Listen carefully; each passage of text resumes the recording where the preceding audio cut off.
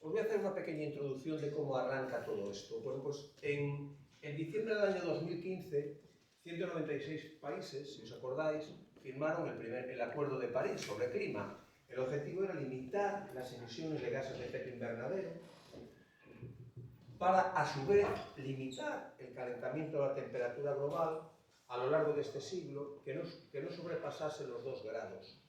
Pero preferiblemente el objetivo era 1,5 grados, que no superase un calentamiento de 1,5 grados. Este Acuerdo de París no era vinculante, pero los países que lo firmaron se comprometieron a alcanzar los objetivos fijados. Europa, que está a la vanguardia de todas las políticas de energía y clima, lo ratificó en el año 2016 y se fijó 2 objetivos de cara al horizonte 2050. Y los objetivos son, primero, alcanzar la neutralidad climática, es decir, reducir un 90% las emisiones de gases de efecto invernadero con respecto al año 1990, y por otro lado, que todo el sistema eléctrico fuese 100% renovable, que en el año 2050 toda la energía eléctrica que se genere en Europa sea de origen renovable. Y todo esto al final se tradujo en unas directivas. Y yo, como hoy vamos a hablar de CAE, vamos a hablar de eficiencia energética, quiero hablar de la Directiva 2018-2002, que es relativa a la eficiencia energética. Y en esta directiva, en concreto en el artículo 7.1, se fija un objetivo, que todos los países europeos tienen que conseguir un ahorro de energía final del 0,8% anual. Aquí vemos un poco los objetivos intermedios en esta tabla. Primero, en el año 2020, era el famoso triple 20, 20% de consumo de energía final de origen renovable, ahorro acumulado del 20%, reducción de emisiones del 20%, pero ya para el año 2030 las nuevas directivas fijan unos objetivos. Y en concreto esta directiva, que pongo aquí, la 2018-2002, fija un objetivo del 32,5% de ahorro de energía final.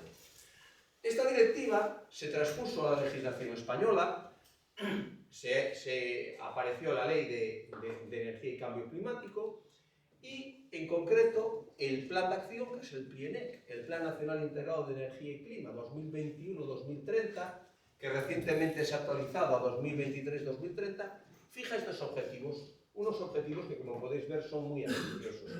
32% de reducción de gases de emisiones de gases de efecto invernadero, 18% renovables sobre uso de energía final, mejora de la eficiencia energética en un 43%, 81% de energía de origen renovable, fijaros, 2030, y 50% de reducción de la dependencia energética.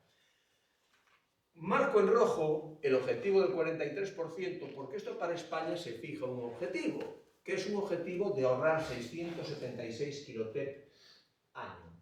Esto es aunque parece una cantidad pequeña, un kilotep es la energía equivalente a 1000 toneladas de petróleo y realmente es una cantidad de megavatios muy, muy importante. Pero previamente, en el año 2014, el gobierno había empezado una serie de medidas, una serie de actuaciones, y en esa serie de actuaciones había legislado crear un Fondo Nacional de Eficiencia Energética. Y para crear ese Fondo Nacional de Eficiencia Energética, que era una especie de saco a la que todas las empresas energéticas que comercializaban energía tenían que aportar unas cantidades de dinero para que a su vez el gobierno desarrollase unas políticas, líneas de ayuda fundamentalmente, pues se crea el Sistema Nacional de Obligas de Eficiencia Energética, el sistema SNOE. ¿Y esto en qué se traduce? Se traduce en que todos los años se publica una orden ministerial.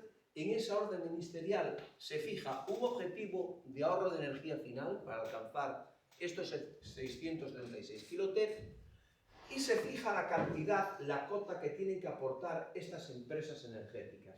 Son fundamentalmente empresas que comercializan energía.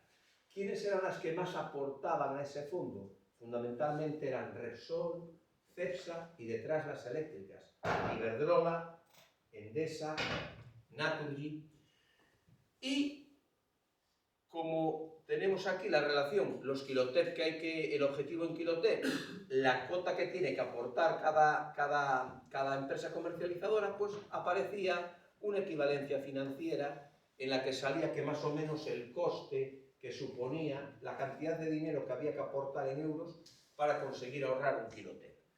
Pero, como dije, esta directiva, la directiva 2018-2002, se traspuso finalmente a la legislación española a través de este Real Decreto, y en este Real Decreto aparece por primera vez de lo que vamos a hablar hoy, de los CAEs, de los certificados de ahorro energético.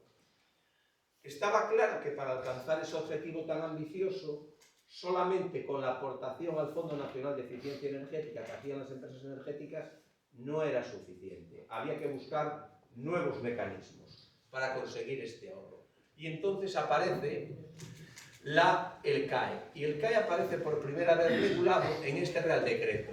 El Real Decreto 36/2023 del 24 de enero, en el que aparece como alternativa a ese fondo, a ese saco donde aportaban dinero las empresas energéticas, aparecen los certificados de ahorro y eficiencia energética.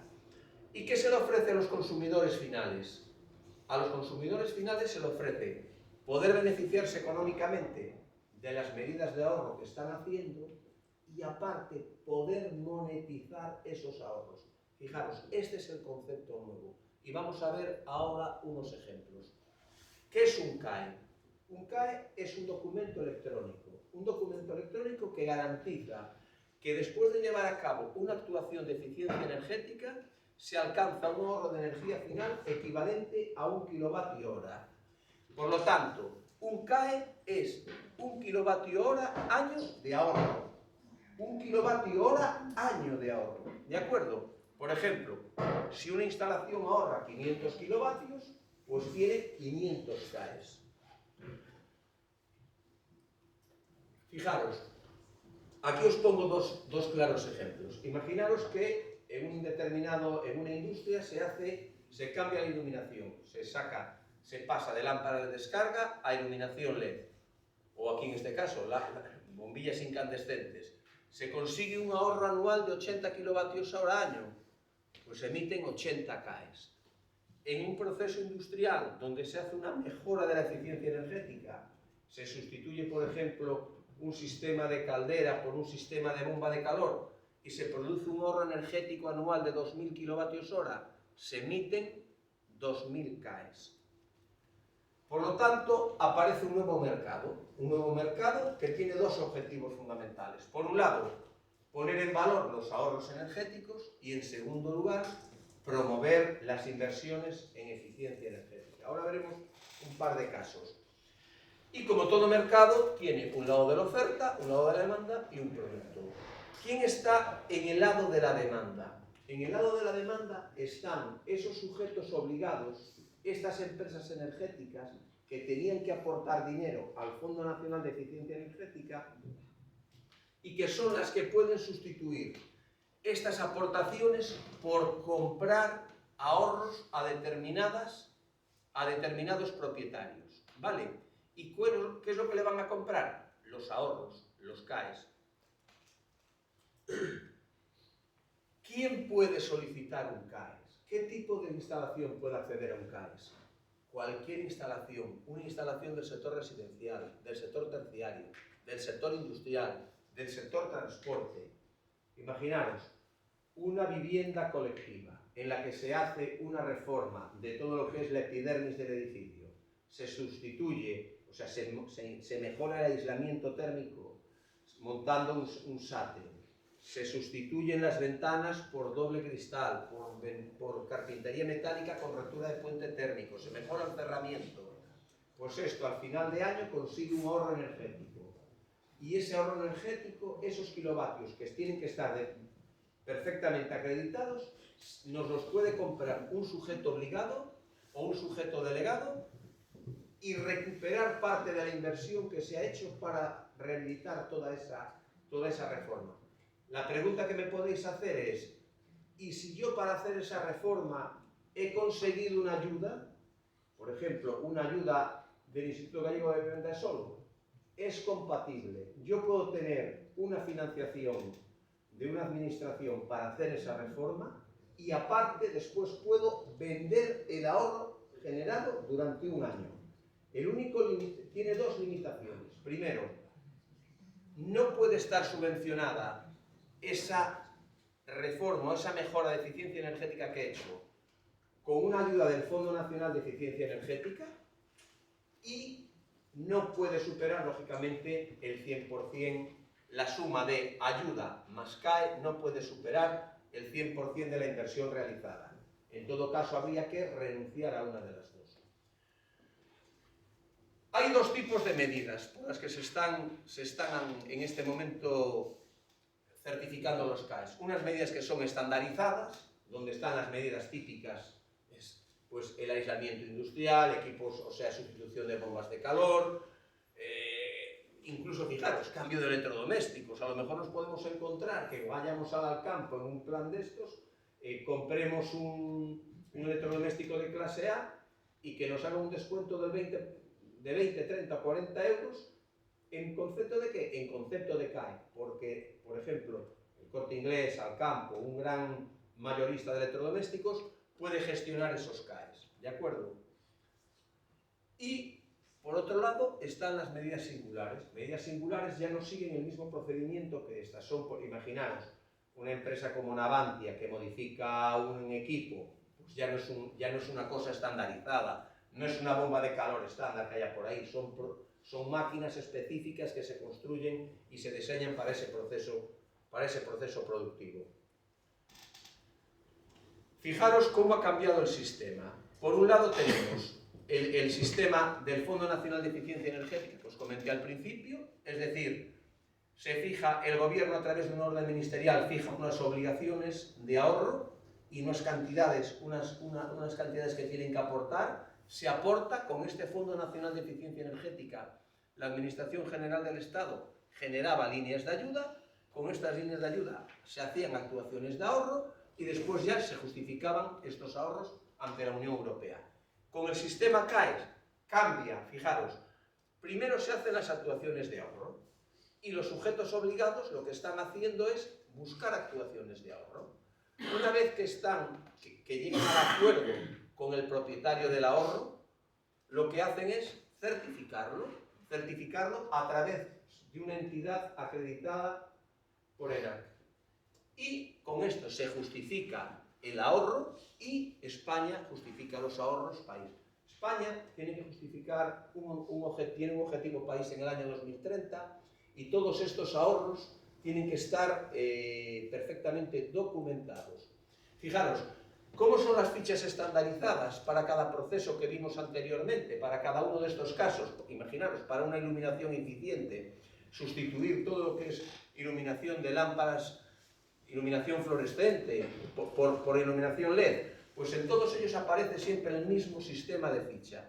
Se define, hay una ficha para cada una de estas actuaciones, una ficha específica, viene cuál es el ámbito de aplicación, los requisitos que tienen que cumplir, cómo es la metodología de cálculo para calcular ese ahorro, el resultado del cálculo, toda la documentación que hay que aportar, todo esto tiene que estar. El CAES lo que exige es mucho papel, porque muchas veces nosotros hacemos proyectos y esos proyectos después, lo sabe bien aquí Fernando, tenemos que pasarlo a las fichas y al lenguaje CAES, ¿no?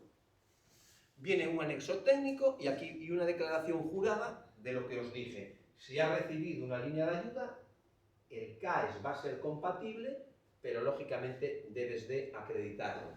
Fichas, hay fichas para el sector residencial, fichas específicas para el sector terciario, sector industrial, incluso fijaros, en el sector del transporte. Hace 10 días estuve en Silleda, había una reunión, había una jornada allí sobre movilidad y ya hay en este momento empresas que están instalando sistemas de telemetría y geoposicionamiento en flotas de transporte. Como veis, estas son las fichas, está tocando aquí. Yo os dejo la presentación. Esto se acabó. ¿Me das un minuto nada más? Gracias. Mirad, Esto es un poco aquí el procedimiento que está siguiendo, o sea, se llega, veis aquí en esta matriz, se hace la labor comercial, se firma un convenio entre estas empresas energéticas y el propietario del ahorro, puede ser una comunidad de vecinos, una empresa del sector servicios, una industria, se ejecuta la medida. Una vez que está ejecutada la medida, se busca un verificador independiente, una empresa acreditada por ENAC, que va a verificar y acreditar a la vista de toda la documentación y todo el expediente que se consiguen esos ahorros, y se solicita ya la emisión de CAEs, ¿de acuerdo? Y a partir de ahí ya sigue un procedimiento todo aquí en la administración. Yo solamente deciros que INEGA es el gestor autonómico, aquí, o sea, todos los expedientes de CAEs se están presentando en INEGA. Tenemos para las estandarizadas un plazo de 15 días para contestar, para resolver los expedientes, para las actuaciones singulares de 30 días. Y una vez que toda la documentación que viene está perfectamente documentada, acreditada con el verificador, se emite el correspondiente, el CAE, y se hace una preinscripción en el Registro Nacional de CAEs. Y ya la última diapositiva, que es la interesante, es decir, en el año 2024 se han presentado 77 proyectos CAE en Galicia. De estos 77, prácticamente casi el 90% han sido positivos por parte de INEGA. Estos 77 proyectos englobaban 325 gigavatios de ahorro anual. Esto es equivalente, por tener una referencia, al consumo de 115.000 hogares o al consumo de la provincia, de toda la provincia de Orense de electricidad durante 3 meses. Este ahorro de 325 gigavatios ha supuesto evitar cerca de 100.000 toneladas de CO2 al año. Y esto es lo importante, la parte económica. Esto supuso un ahorro de 50 millones de euros en las facturas de energía, estas mejoras en eficiencia energética, en ahorro, y por la vía de los CAEs, por vender estos CAEs, estas 77 actuaciones recibieron cerca de 43 millones de euros. Por lo tanto, estamos ante un tema novedoso y un tema que es una palanca para conseguir ahorro y eficiencia energética, sobre todo por dos cosas, porque nos va a permitir, por un lado, aparte de ahorrar energía, aparte de reducir nuestra factura energética, nos va a permitir poder vender esos ahorros anuales y obtener un dinero que nos va a permitir amortizar las inversiones más rápidamente. ¿De acuerdo? Muchísimas gracias.